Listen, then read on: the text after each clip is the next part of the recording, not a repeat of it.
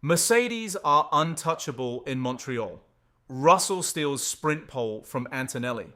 Hamilton looked like the Lewis of old today, before one mistake cost him everything in the final seconds, and Ferrari are closer than anyone expected.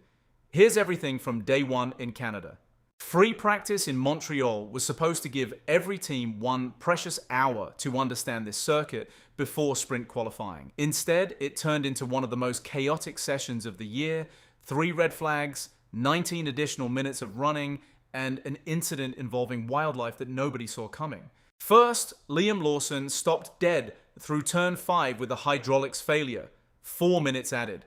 Then, Alex Albon hit a marmot, a groundhog, on the circuit and crashed into the barriers. Williams confirmed the damage was so extensive that Albon would miss sprint qualifying entirely. 15 more minutes added, and then Esteban Ocon spun into the wall to bring out a 3rd red flag. Through all of that, Mercedes went fastest anyway. Antonelli topped the sheet on a 1:13.402, Russell just 0.142 seconds behind.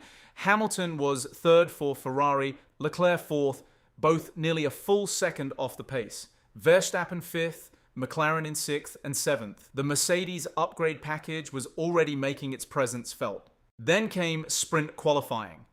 And Russell made a statement. In FP1, Antonelli had the edge. In the shootout, Russell flipped the script. He improved on both his SQ3 runs, first moving ahead of Hamilton, then extending further on his final lap to post a 1:12.965. Antonelli was just 0.068 seconds behind in 2nd. Mercedes front row lockout once again. But here is the story that really caught the eye today.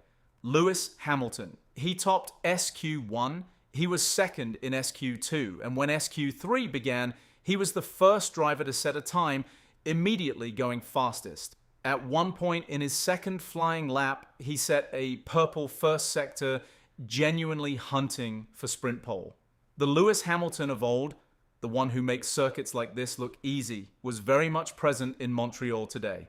Then came a small mistake at the hairpin on his final lap, just a fraction. But at this level, a fraction is everything. He slipped to 5th. And the brutal truth is, he ended up only 0.046 seconds behind Norris in 3rd. Less than 0.05 of a second separating him from the front row. Ditching the simulator this week looks like it is already paying off. The car felt right from the first run. Hamilton and Leclerc are 5th and 6th on the sprint grid. And if Hamilton can carry this form into tomorrow, things could get very interesting. Behind Mercedes, Norris was 3rd for McLaren. Piastri 4th. The pair separated by less than 0.02 of a second. Verstappen could only manage 7th, over half a second off the front. And that is a familiar story for Red Bull in 2026. Alonso crashed in SQ1 to red flag the session, and both Albon and Lawson sat it out entirely after their FP1 dramas. The picture from day one is clear. Mercedes brought the right upgrade to the right circuit. Russell and Antonelli are on the front row for the sprint. And the question tomorrow is whether anyone can split them. Drop a comment below. Subscribe if you are new. I would really appreciate that. Hit the like button if this was useful. See you next time.